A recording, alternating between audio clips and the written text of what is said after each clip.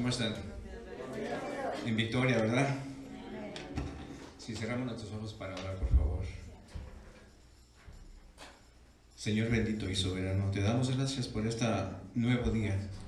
Gracias por permitirnos estar aquí reunidos en tu santo nombre. Guarda nuestras vidas. Guarda nuestras vidas del temor del enemigo.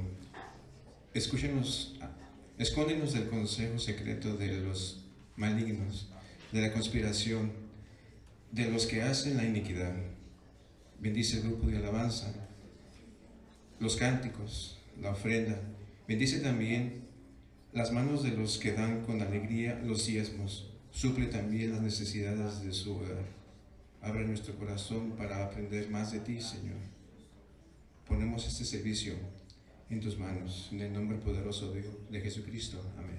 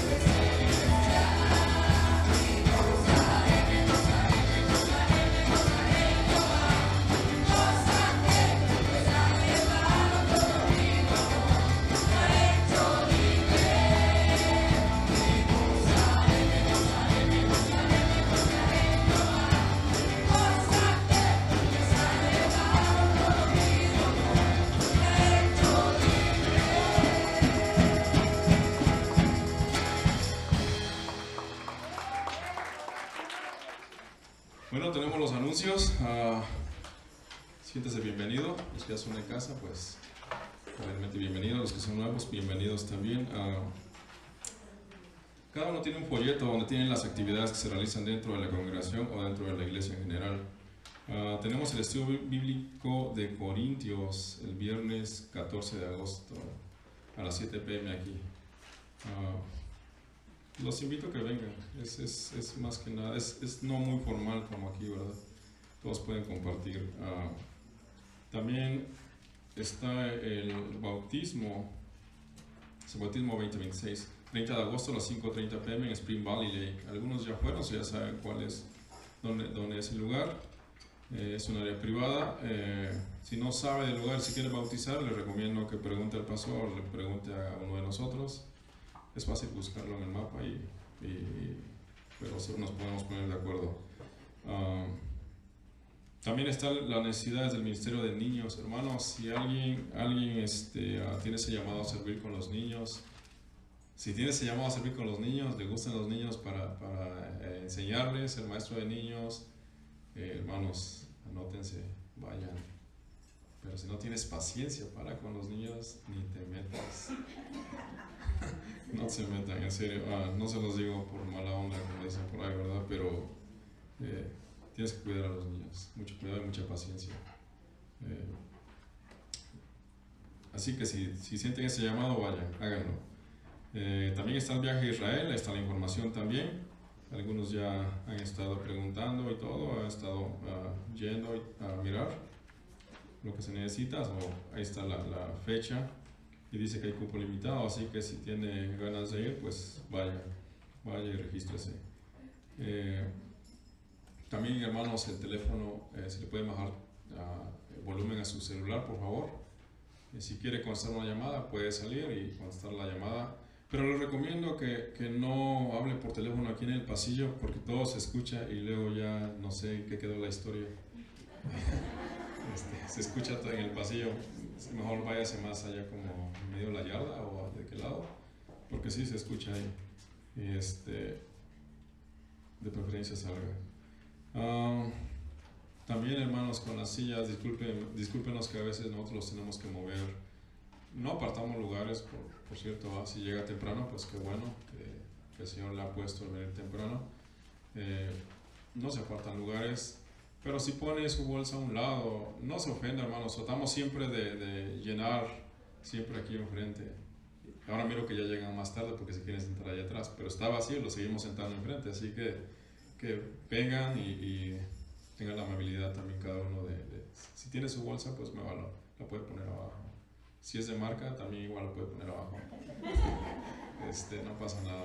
Pero sí, sean amables y cordiales unos con otros. Los demás hermanos, ¿sabe qué? Se me pasó algo. Tenemos la reunión el sábado 15 de agosto y ya se me ha olvidado algo. 15 de agosto en la casita. Quieren convivir, hermanos, convivan. No es nada formal, todos compartimos ahí un plato de comida y si no trae, pues ahí compartimos, aunque se le echamos más agua a la sopa o lo que haya. Pero lo que alcanza. Y no es formal tampoco, así que lo invito que asista. Es el siguiente sábado. Lo demás, se pueden saludar, nada más tengan cuidado, no se vayan a golpear con las televisiones, por favor. Que Dios los bendiga y salúdense unos a otros. Nos encontramos en Tito capítulo 1. Solo 3 capítulos, 46 versículos. He escogido este libro corto porque tengo planes para más adelante uno más largo. Si Dios me permite, eso es. Así es que Tito, capítulo 1.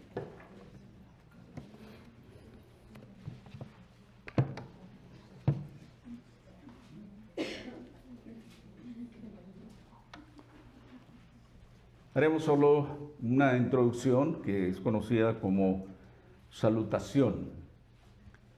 Y son de los versículos 1 al 4. Y después ya entramos en más Biblias, o que necesitamos por ahí más Biblias.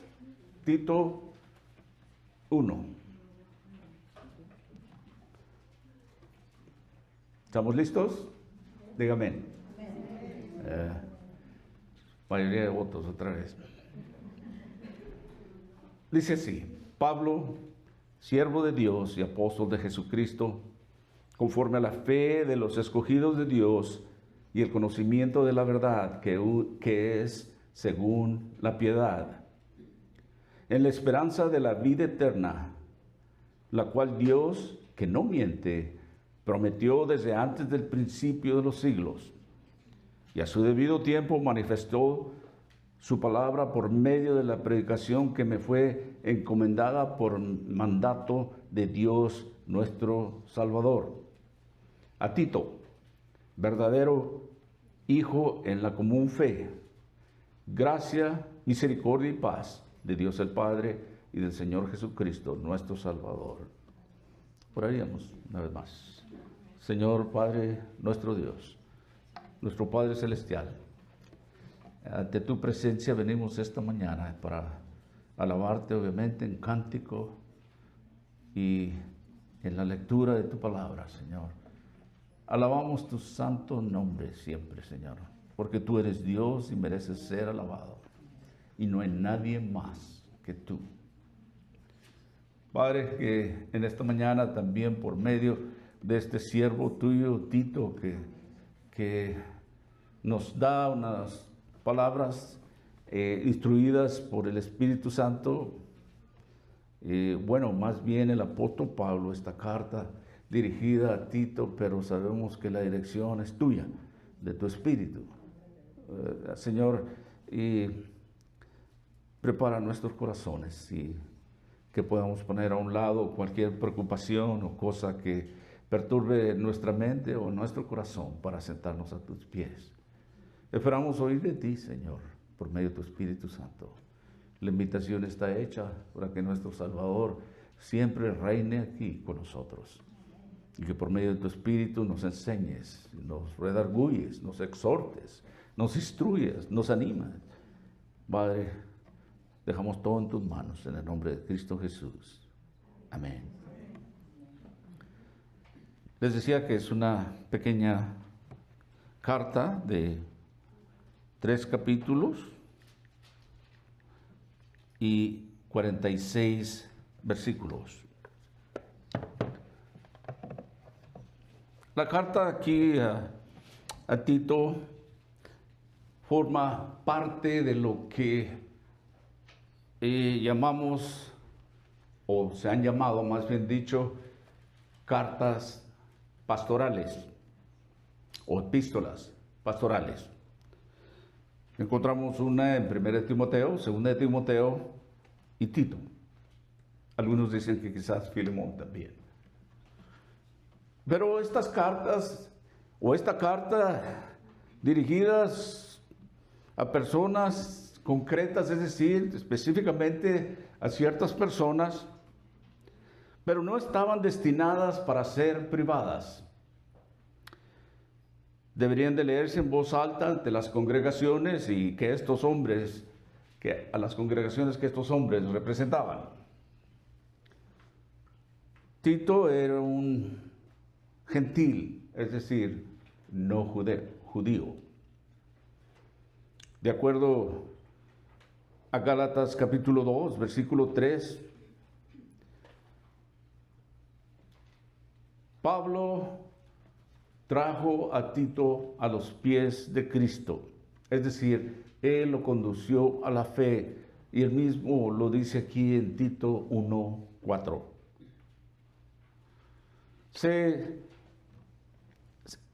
Tito se sintió llamado al ministerio y llegó a ser colaborador de Pablo, acompañándolo a él y a Bernabé desde Antioquía hasta Jerusalén.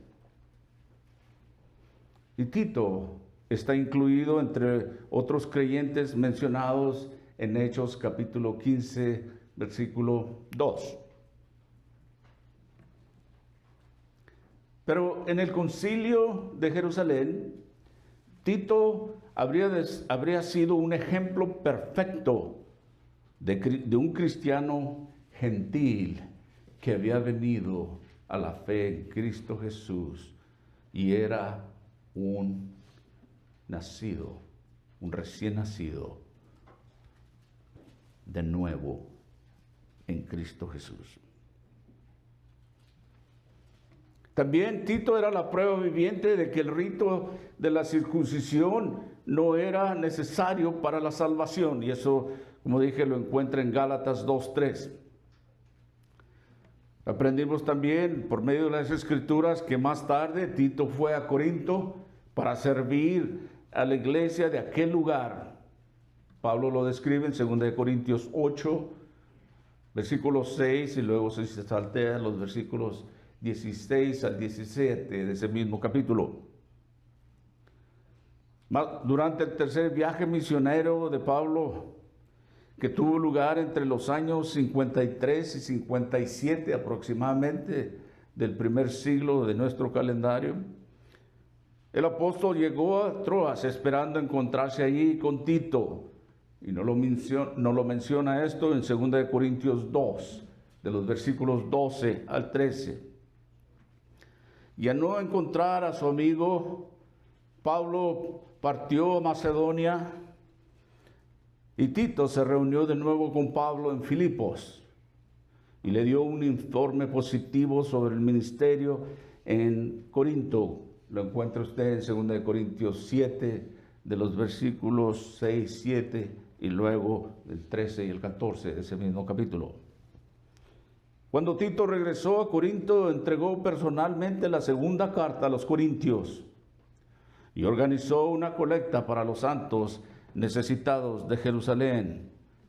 2 Corintios 8, 10. Pero los viajes misioneros del apóstol Pablo lo llevaron a la isla de Creta, donde fundó varias iglesias.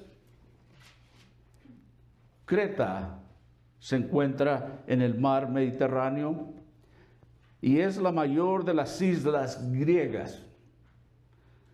En su día fue el centro de la antigua civilización minoica, creo que así se pronuncia. Fue allí donde Pablo dejó a Tito en Creta para supervisar las iglesias, y más tarde escribió esta carta, y se cree que esta carta fue escrita en algún momento a mediados de la década de los 60. Les decía quizás 62, 64, no sabemos exactamente. La intención era de animarlo y fortalecerlo, y también de hablarle de la tarea que tenía delante de él. En esos tiempos de Pablo, la isla estaba plagada de cultos y templos, y sus habitantes afirmaban que Zeus, usted sabe, ese dios griego, había nacido ahí en Creta.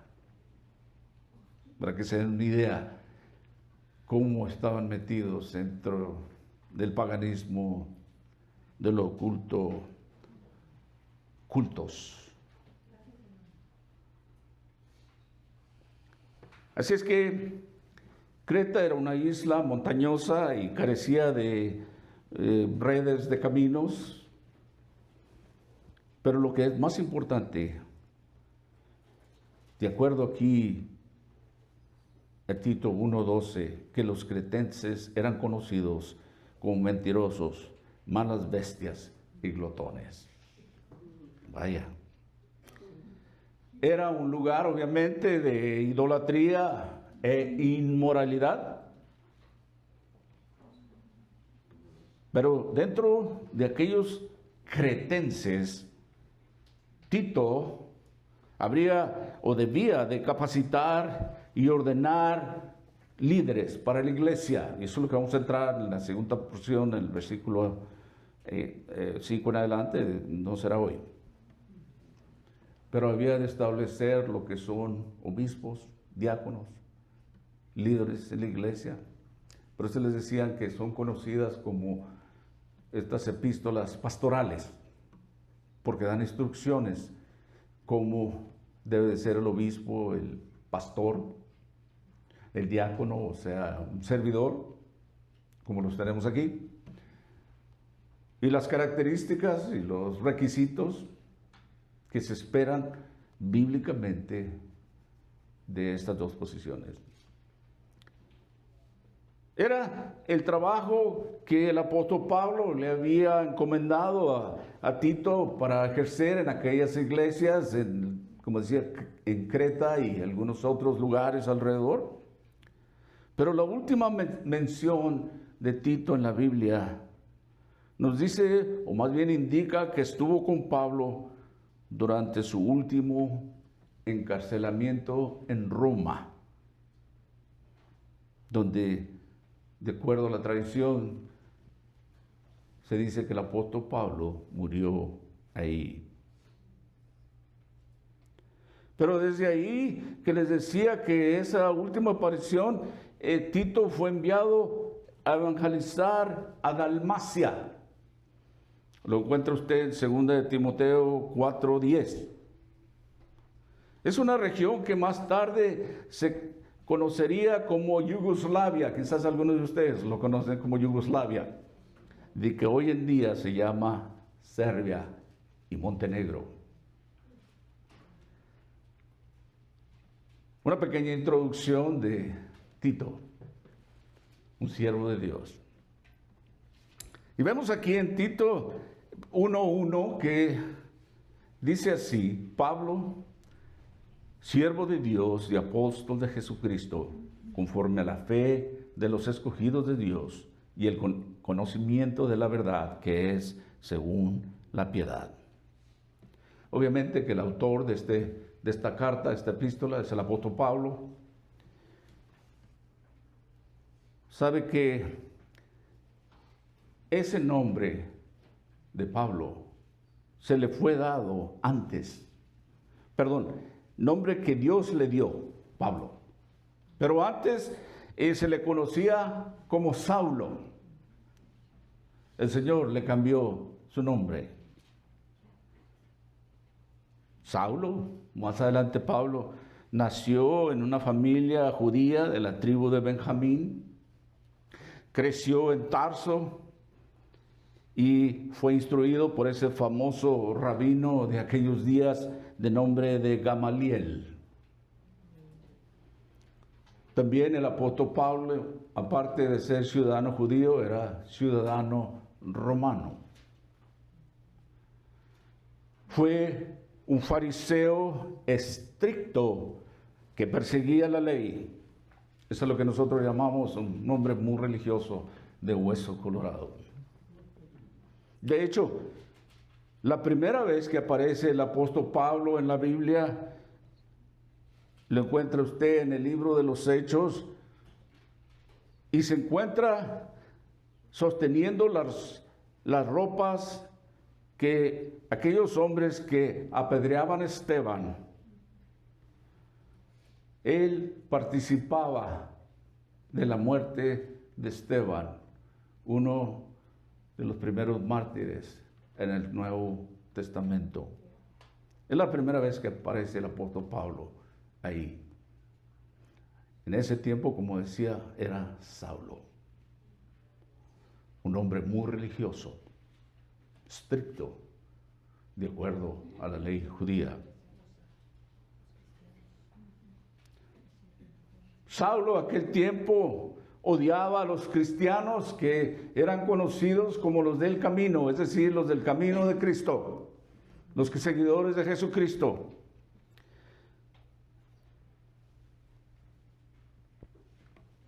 Les decía que él perseguía a la iglesia. Él iba de ciudad en ciudad capturando a aquellos seguidores de Jesús para llevarlos a diferentes lugares y que fueran torturados. Este era Saulo, el que escribe esta carta.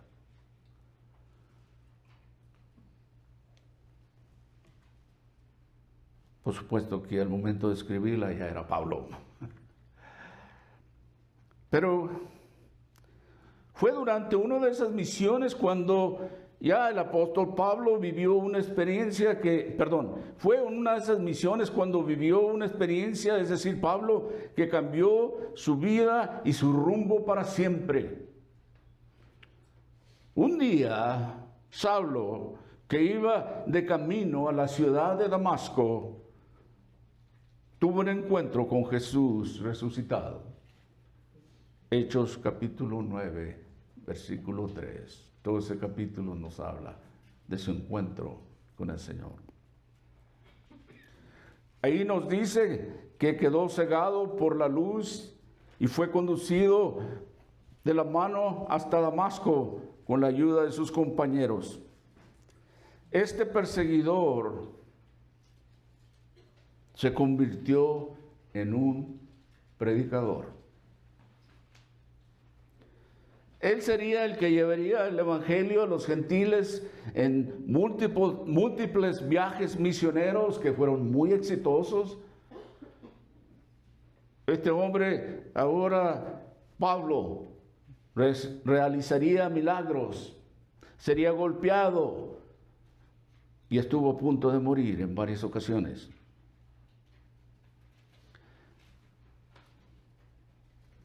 Pablo llegaría a escribir 2/3 del Nuevo Testamento. Y de acuerdo a la tradición judía, moriría decapitado como un mártir en Roma.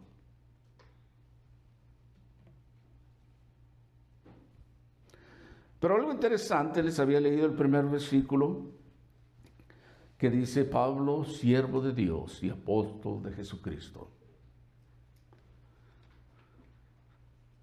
Algo interesante, quizás curioso, que pudiéramos notar que Pablo no comienza la carta diciendo: Pablo, el teólogo, brillante, famoso y de gran formación académica.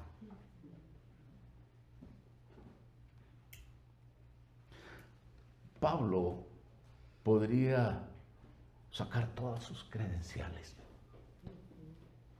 y enseñárselas. Porque les dije que era un hombre muy estudiado. Venía de buena familia, doble ciudadanía, judío, romano. Pero no fue así.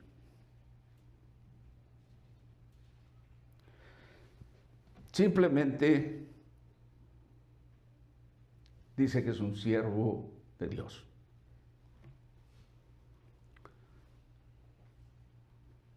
Yo no sé qué traducciones traerá usted en su Biblia, pero quizás en algunas traducciones dice siervo, en otras dice esclavo, voluntario. Pero en sí la palabra que se utiliza aquí de siervo quiere decir esclavo.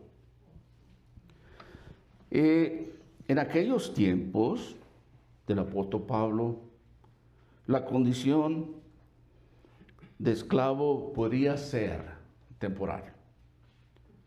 Es decir, cuando llegaban a cierta edad y podrían pagar la deuda por su libertad, o ya sea que lo pudieran hacer ellos o alguien más pagara por ellos, podrían obtener su libertad de siendo esclavos de algún amo. Usted sabe, muchas veces la gente se vendía a sí misma para poder pagar a su familia en tiempos difíciles. Pero después de cierto tiempo, de diferentes circunstancias, él podía obtener su libertad. O sea, era elegible. Pero si un esclavo decidía de no irse, él decía: hey, aquí estoy bien. ¿Para qué me voy a ir? Aquí me alimentan bien y todo está bien aquí en esta casa. Me quiero quedar. Entonces el amo, cuando él voluntariamente quería ser esclavo, el amo le perforaba la oreja. Quizás han visto ustedes muchos en esas películas que traían una arracada en aquellos tiempos quería decir que eran esclavos voluntarios de su amo. Hoy en día vemos mucho de eso, pero yo no sé qué querrá decir. Ya serán adornos. Pero eso es lo que quería decir en aquellos tiempos.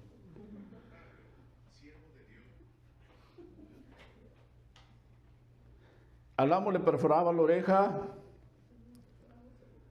Yo no me puedo imaginar eso, de por sí ya las tengo grandes. ¿Será cierto eso que conforme uno avanza en edad, lo único que no para de crecer es la nariz y las orejas? Mi Dios, si vivimos lo suficiente vamos a hacer puras orejas, algunos de nosotros, ¿no? Pero era la costumbre que se perforaba aquella oreja, una oreja, y se ponía aquella arracada. John MacArthur tiene un comentario acerca de esto. John MacArthur fue un gran predicador de nuestros tiempos que ya está con el Señor. Pero hablando el comentario de John MacArthur, del apóstol Pablo, él dice que Pablo estaba sujeto, o él dijo más bien dicho, a Dios en una servidumbre total, pero voluntaria. No tenía vida propia, ni voluntad propia, ni propósito, ni planes propios. Por eso decía que era un siervo esclavo de Dios.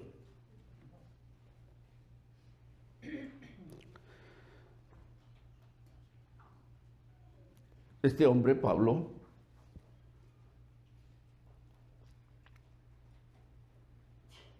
cuando él recibió al Señor, a Jesús, él tomó una decisión que transformó su vida, cambió su forma de pensar y sin duda su manera de vivir. Ya le expliqué cómo era Saulo en un tiempo. Pero ahora, es más, después de haberlo tenido todo, por decirlo así, ahora era un esclavo voluntario.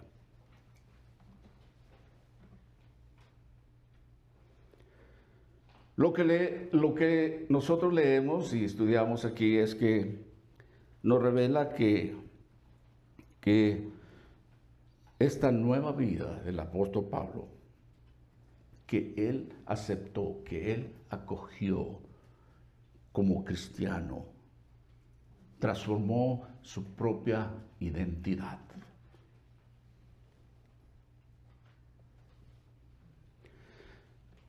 Por eso él simplemente se define mediante dos títulos. Él dice, siervo de Dios. Yo le puse entre paréntesis una persona que decidió ser esclavo de Dios o propiedad de Dios. Y luego dice, apóstol de Jesucristo. Es decir, una persona que actúa como un mensajero o un enviado de Jesús.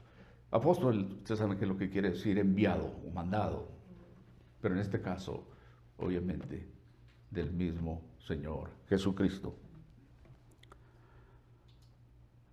Mire, estos dos títulos, obviamente que en la cultura donde vivimos no son muy halagadores, ¿verdad? Porque en muchas iglesias se buscan títulos y posiciones. No muchos diríamos, como dijo el apóstol Pablo, soy un siervo de Dios, simplemente un esclavo de Dios. ¿Quién eres tú? Soy un siervo de Dios, soy un esclavo de Dios. No se oye muy bien, ¿verdad? Especialmente en nuestros tiempos. Yo soy esto, yo hago lo otro y tengo estos títulos y esto y lo otro. No, pero él dice que él era un esclavo.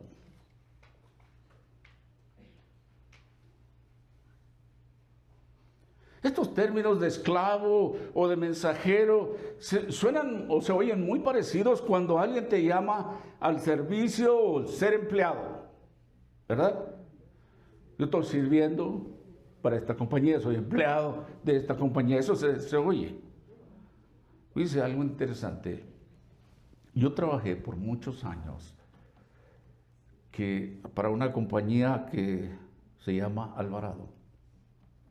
Y ese es mi apellido.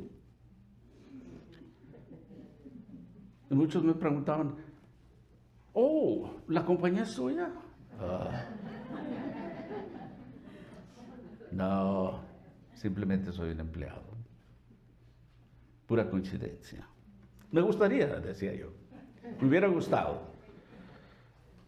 Pero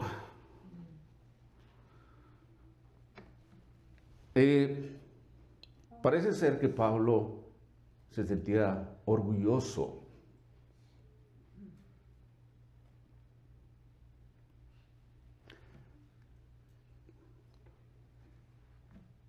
de estos títulos. Quiere decir que ya no era el mismo. Pero miren lo que dice ahí: apóstol de Jesucristo conforme a la fe de los escogidos de Dios. Pero,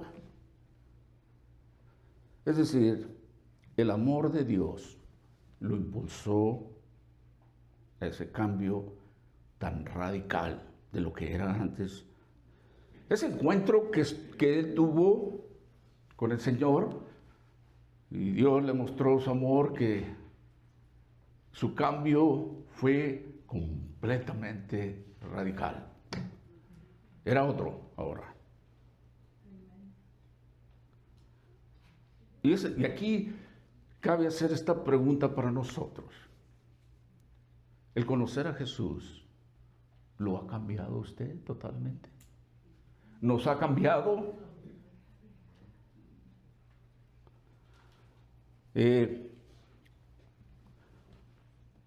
Pablo dijo en una ocasión en 2 Corintios 5:14, porque el amor de Cristo nos constriñe, dice. Es decir, es el amor de Dios el que me motiva, el que me impulsa. Y eso era lo que le pasó al apóstol Pablo. Es más, yo creo que este suena o se oye muy parecido a los que sentimos cuando nos enamoramos. Los voy a llevar, bueno, a mis tiempos. Yo, en mi adolescencia, yo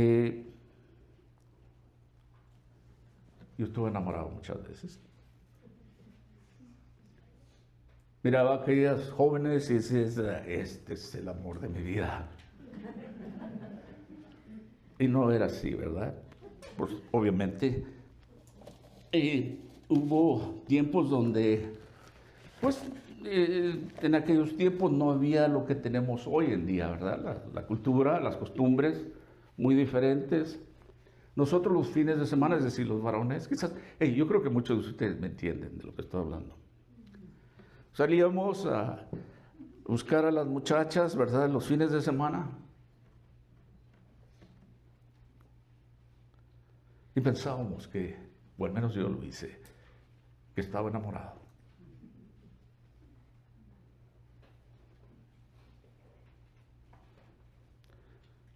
Pero permítame preguntarle, ¿alguna vez hay alguien aquí que ha estado perdidamente enamorado? O quizá todavía lo está. Ustedes saben de lo que hablo, ¿no es así? ¿Conoce usted una persona y luego de repente ya no se la puede quitar de la mente ni de su corazón, ¿verdad? Y dice, oh, este es el amor de mi vida. Y luego piensa uno, mi vida estaría incompleta sin ella. Se oye muy romántico, ¿verdad? Pero parece ser que esto es lo que le pasó a Pablo.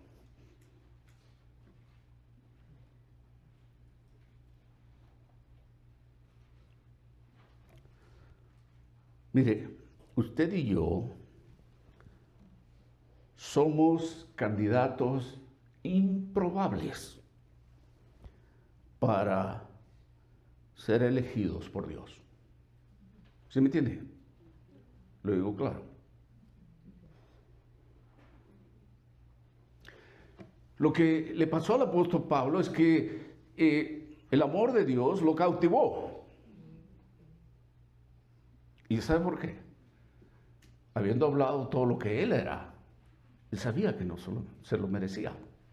Y así nos pasa a nosotros. Mire, pero aún así, Dios ha hecho por nosotros lo que nadie más podría hacer. Nos llamó,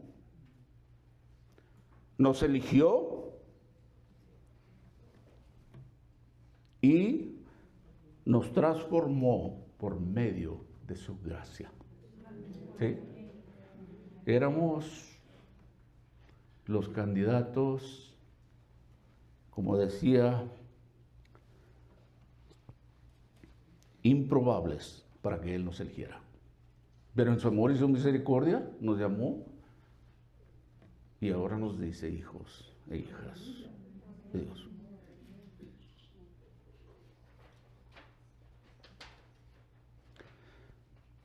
Yo creo que el apóstol Pablo, al escribir estas cartas y todo lo que él hizo, él no quería que el creyente olvide lo que Dios ha hecho por él. Él nos ha elegido. Usted y yo no lo elegimos a él.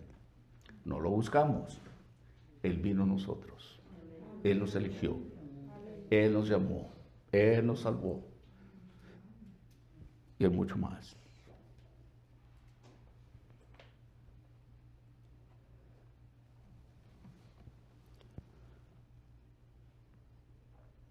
Muchos preguntarán, bueno, ¿qué quiere decir esto? ¿Qué significa esto? Hablemos más de esto y voy a hablarles. ¿Les saben? La palabra elegido proviene de un término griego que es una palabra que es asociada con el matrimonio. Mire, es una imagen similar al compromiso matrimonial que implica dos cosas. Una, primero es una propuesta soberana de Dios. Luego, eso es de Él. De nosotros, una aceptación voluntaria de nuestra parte. ¿Sí?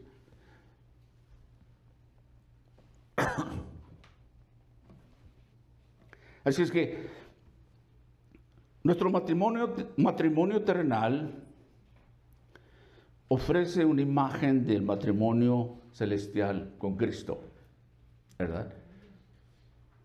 Primero uno propone y la otra persona tiene que responder, ¿verdad? Eso nos da esta imagen espiritual del matrimonio.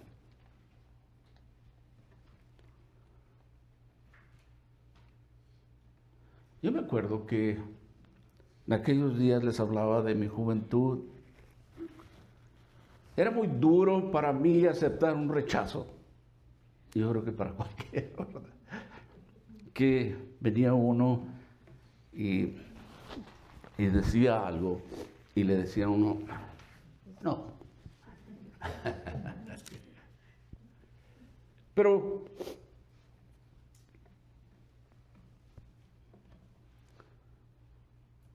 en el caso de Dios, Él inicia la relación, ¿verdad? Él nos llama, Él nos trae, Él nos enseña. La palabra de Dios dice que la fe viene por el oír, es Dios hablándonos a nosotros. Y nos trae a lugares o nos pone en lugares donde Él habla con nosotros, ¿verdad? Él inicia la relación amándonos. La palabra dice que tanto nos ha amado Dios que ha dado a su Hijo, ¿verdad? Juan 3:16, todos sabemos esa. Dios inició esta relación, nos ama. Pero en este caso, como en las parejas terrenales, en este caso resulta inconcebible que alguien lo rechace a Dios.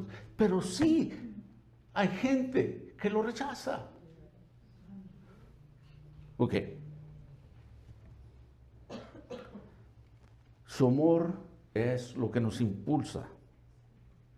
Es lo que nos motiva, es lo que nos mueve. Cuando sabemos, cuando Dios nos ama tanto, Él inicia una vida nueva porque somos elegidos. Inicia una vida nueva para nosotros como creyentes porque somos elegidos de Él, porque después de haber puesto nuestra fe en Él. Y Pablo continúa ahí en ese versículo 1. Ya me pasé casi todo el tiempo en el versículo 1, ¿verdad? Conforme a la fe de los escogidos de Dios y el conocimiento de la verdad que es según la piedad. El conocimiento de la verdad según la piedad. Mire,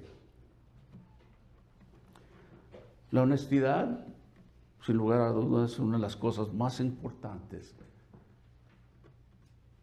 en una relación. Si usted quiere construir una relación buena, duradera, debe de ser honesto. Usted sabe que muchos somos mentirosos. Pero si alguien le miente a usted o le engaña, se pierde la confianza y la relación se desequilibra de inmediato, ¿verdad?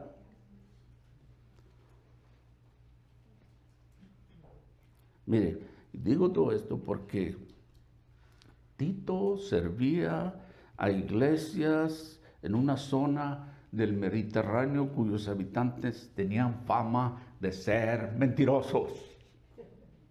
Lo leí en la introducción. Los ciudadanos de esa región pasaron a la historia por ser materialistas, deshonestos y agresivos. Esos eran los cretenses, eran conocidos por eso. Se dice que ellos eran capaces de casi cualquier cosa para sacar provecho unos de otros. Es decir, se caracterizaban por mentirse uno al otro mutuamente.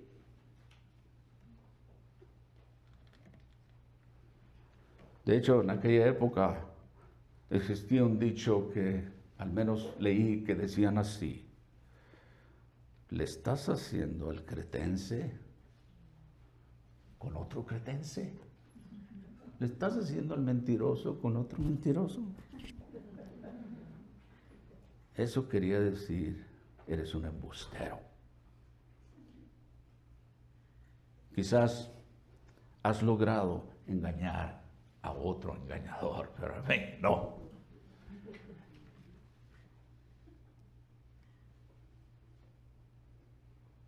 Para ellos, lograr engañar a alguien mediante una mentira se consideraba como un motivo de orgullo.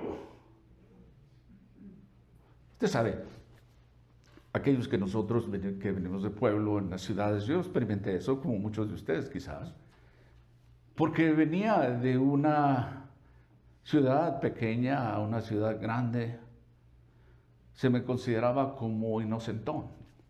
Y sí lo era en cierta forma.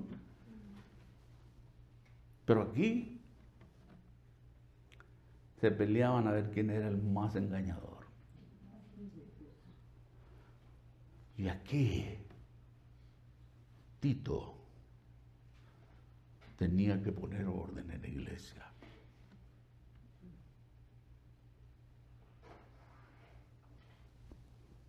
Pero esa gente se consideraban orgullosos de ser así.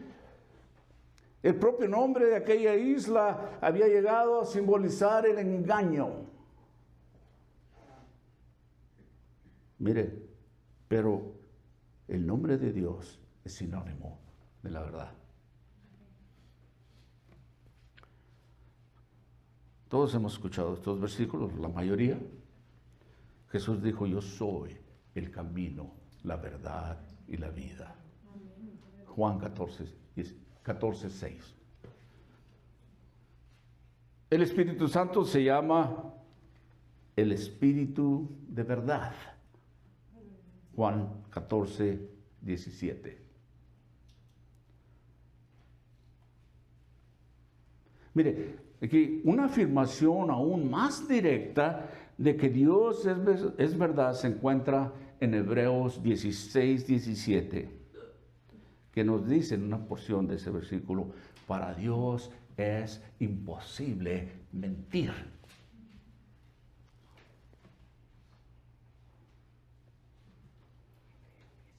Conforme a la fe de los escogidos y el conocimiento de la verdad, que es según la piedad, dice el apóstol Pablo. Primer versículo.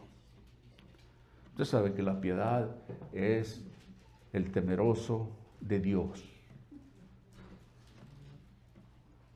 Un hombre que no solo teme a Dios, que lo alaba. Aquel que tiene una pasión por Dios, por conocerlo, por servirlo. Ese es un hombre piadoso. En inglés dicen holy.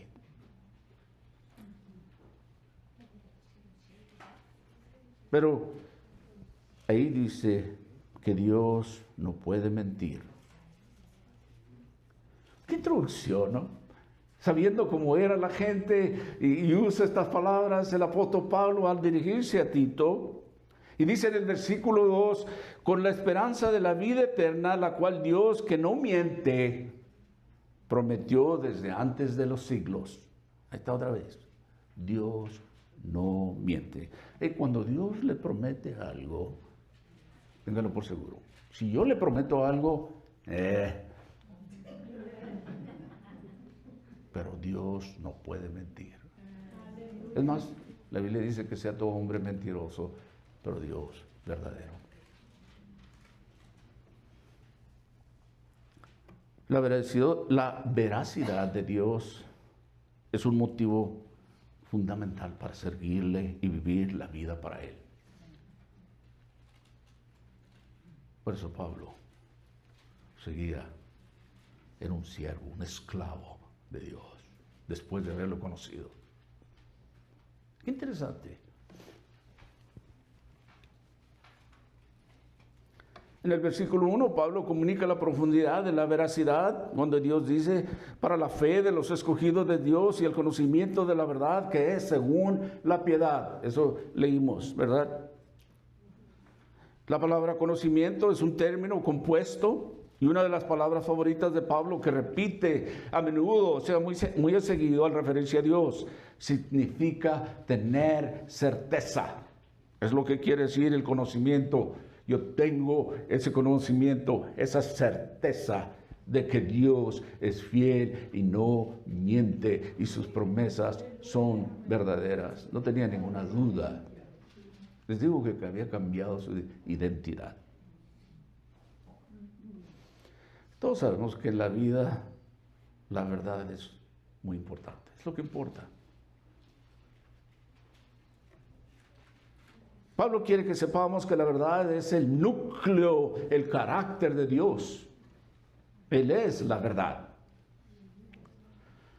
Cuando Dios guíe su vida,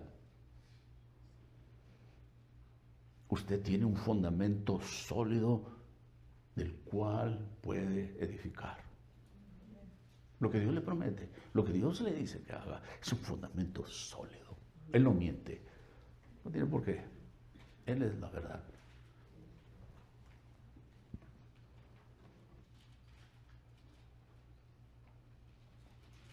Mire, si su vida está sujeta a un interminable juego de incertidumbres o de adivinanzas, no hay fundamento. Ese es el hombre. Pero en Dios hay un fundamento. Es sólido. Usted puede confiar. Yo puedo confiar en Él.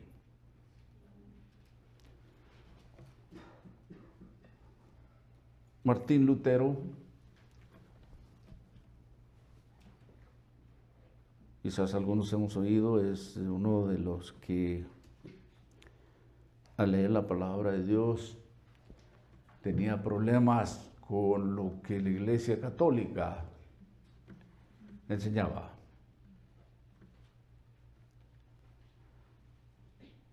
Y él luchó para que hubieran muchos cambios y de hecho batalló mucho él en sus días, pero él dijo esto: la fe es una confianza viva y audaz en Dios, tan segura y cierta que un hombre podría apostar toda su vida a esta fe 1000 veces, una y otra vez. Eso es lo que dijo Martín Lutero, un dicho de él. La fe se basa en quién es Dios. Es una confianza plena en Dios para cada situación de su vida. Él tiene el control. Y lo único que nosotros podemos hacer es confiar en Él y avanzar paso a paso cada día, poniendo nuestros ojos y nuestra fe en Dios.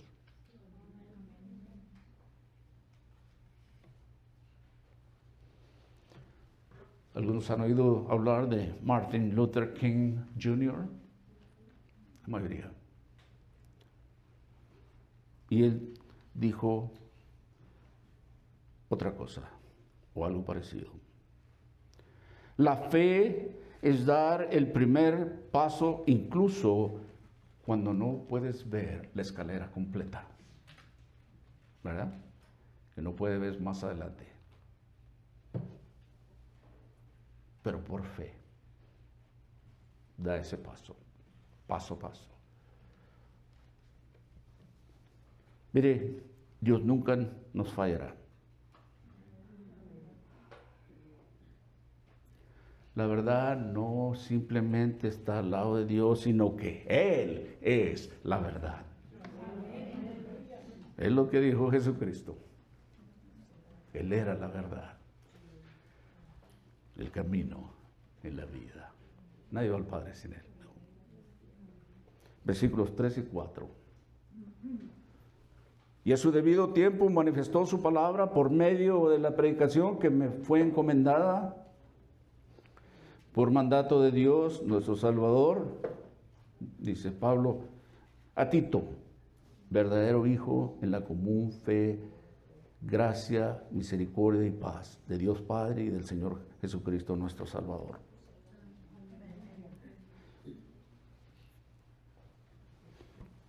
Yo creo que la mayoría de nosotros hemos estado algún tiempo en alguna situación donde uno se siente que no es bienvenido, ¿verdad? No lo tienen que decir, se siente. Parece que no cabe uno, que uno no da la talla o que no hay lugar para mí en esta casa o en esta situación.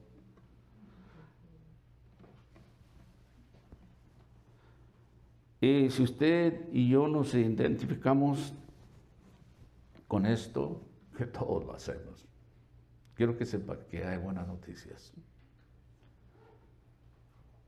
Jesús lo quiere, tal y como es. Y Él lo quiere en su familia. Todos son bienvenidos, dice Jesús. No importa de dónde venga, de su pasado, de su situación económica o su estatus moral o qué sé yo. La invitación es para todos, ricos, pobres.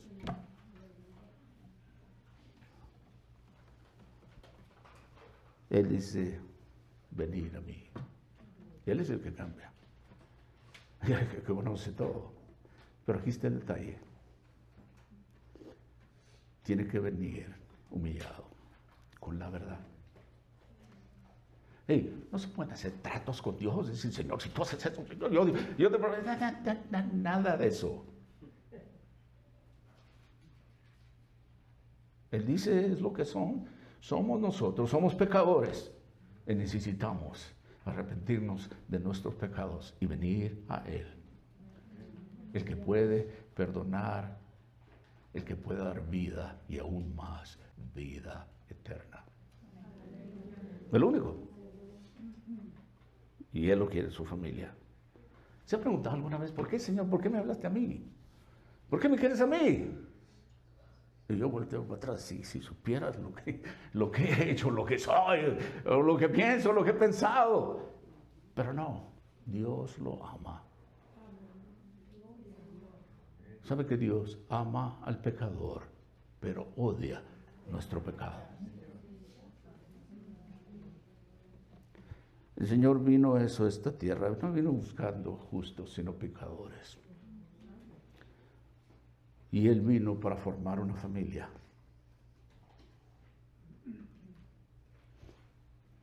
Por eso conocemos a Dios celestial como nuestro Padre. Somos una familia ahora.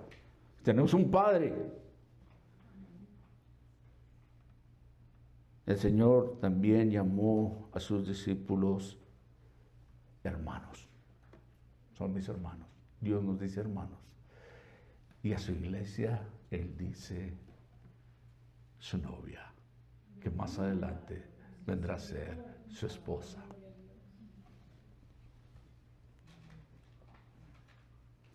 Cuando leemos la Biblia, vemos que está llena de un lenguaje familiar, de la familia.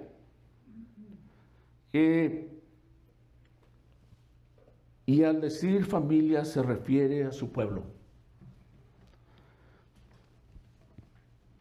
La prueba de que Dios nos quiere en su familia comienza con este mismo apóstol Pablo. El perseguidor de la iglesia, enemigo de Jesús, hasta que se encontró con él en el camino a Damasco y Jesús transformó de Saulo a Pablo. Y quizás usted pregunte por qué Pablo no siguió llamándose Saulo. Algunos dicen que la razón fue porque su llamado era ir a los gentiles. Saulo es hebreo, Pablo es gentil. Pablo fue llamado a invitar a personas que pensaban que habían quedado excluidas, como esos mentirosos de la isla de Creta. Porque dentro de ellos, de los judíos, pensaban que solamente ellos podrían ser salvos. Pero Pablo fue enviado para comunicar la bondad de Dios. Saulo pasó a ser conocido como Pablo.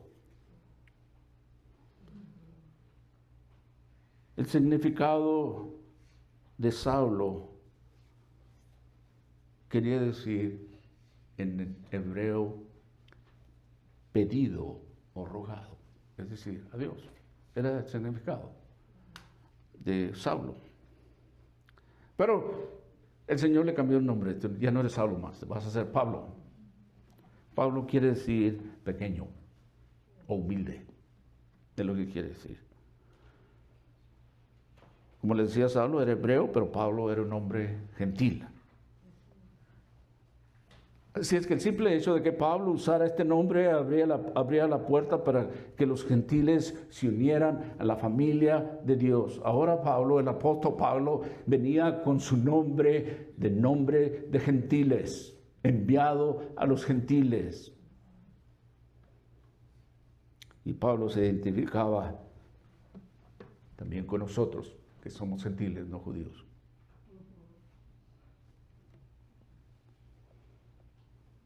Pablo discipuló personalmente a Tito en la fe cristiana.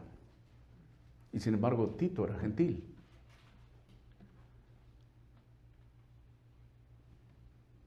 En el versículo 4 leímos que dice los últimos 2, 3 y 4, el apóstol Pablo llama a Tito mi verdadero hijo, es decir, espiritual. Él lo llevó a los pies de Cristo.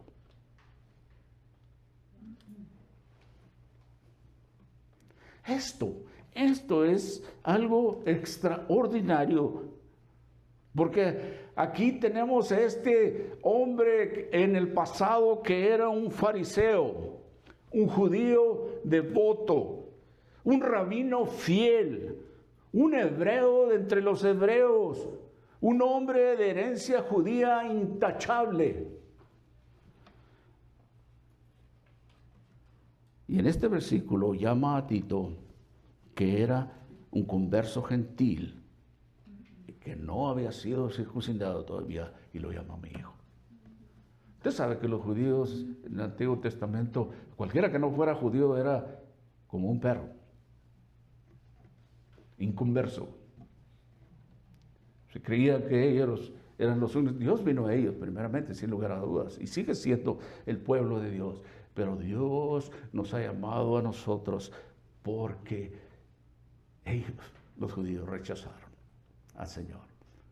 Y nosotros hemos tenido la oportunidad de venir a Él. Por supuesto que Dios tenía planes desde hace mucho. Pero ¿no se siente usted privilegiado que Dios haya venido a nosotros? Nos haya llamado. Y esto, el ver lo que hacía el apóstol Pablo, de acuerdo a sus tradiciones, el odio que le tenían a los gentiles, y llamar a este joven, a este hombre no judío, un gentil, hijo. Eso es bastante fuerte. Mi hijo. ¿Entiende usted lo que Pablo está diciendo aquí? Tito y yo estamos emparentados ahora. Somos parte de la familia de Dios. Y usted y yo somos parientes ahora, hermanos de Cristo. Somos parte de la familia de Dios. Para el creyente hay una faceta, es decir, de la salvación, que está relacionada con la recompensa. Vida eterna en un lugar preparado por Jesucristo. De acuerdo a la Biblia nos dice que es tan hermoso que el apóstol Juan solo puede describirlo con palabras como calles de oro y el esplendor de piedras preciosas, donde no habrá dolor, ausencia de dolor. Imagínese usted, para todos nosotros que tenemos algunos años, cuando no nos duele una cosa, nos duele otra. No más dolor en el cielo, no más sufrimiento, no más llanto y no más pecado.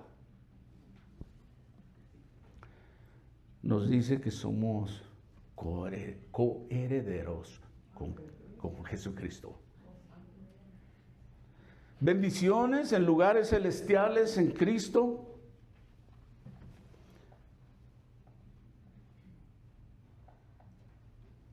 Pero de lo que muy poco oímos es el lado de la posición relacionada con la salvación.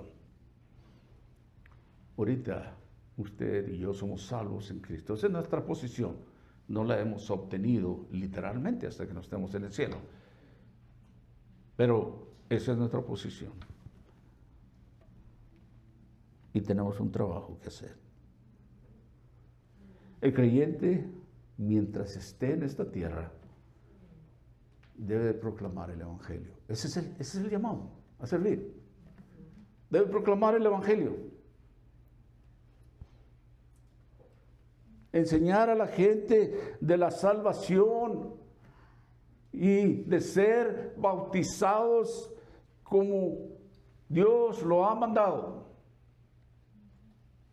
Tan pronto como sea posible, después de haber aceptado a Jesucristo como su Señor y Salvador, ahora que ya es un siervo voluntario, esclavo de Cristo, debe de obedecer Pero el llamado para nosotros de proclamar este evangelio, enseñar a la gente de la salvación y bautizarlos en el nombre del Padre, del Hijo, del Espíritu Santo. Hay algo también asombroso que quiero cerrar ya. Jesús se convirtió en el ejemplo de hacerse siervo para hacer la voluntad de su Padre. Él vino humildemente y se hizo siervo, siendo Dios, porque quería agradar a su Padre, obediente, cuanto más nosotros. Y luego Él dijo a sus discípulos, y les dijo a todos, aquella gente judía, a todo el mundo nos dice esto: amarás al Señor tu Dios con todo tu corazón y con toda tu alma y con toda tu mente. Ese es el primer mandamiento. Y el segundo, amarás a tu prójimo como a ti mismo. Ama a su Señor. Lo amamos como Pablo amaba a su Dios. ¿Podemos decir lo mismo? Soy un siervo de Dios. Pero aún más. Soy un esclavo de Él. Ya no tengo identidad. Ya no soy Samuel como lo era antes. Es un Samuel nuevo. Usted puede poner su nombre. Ahora soy un siervo de Dios. Y Dios está trabajando en mí. Dios está trabajando en ustedes, en cada uno de nosotros. Él ha empezado la obra y Él la va a terminar. Se rendiría a Él. Señor, te damos gracias una vez más por tu misericordia y tu gracia. Gracias por esta mañana o hora tarde ya que hemos tenido este tiempo en tu palabra, Señor, con grandes, grandes cosas. Padre, nuestra petición y oración es que nos ayudes a ser verdaderamente siervos tuyos, esclavos tuyos, para el servicio tuyo, que te alabemos y que hagamos como tú lo ordenaste, que amamos a nuestro Dios con toda nuestra alma, con todo nuestro corazón y con toda nuestra mente. Padre, gracias por habernos llamado, por habernos escogido. Gracias por haber venido a este mundo, Jesucristo, para pagar por mis pecados, para mostrarme el camino, para darme la oportunidad de la vida eterna. Y te doy gracias en el nombre de Cristo Jesús. Amén. Se pone de pie.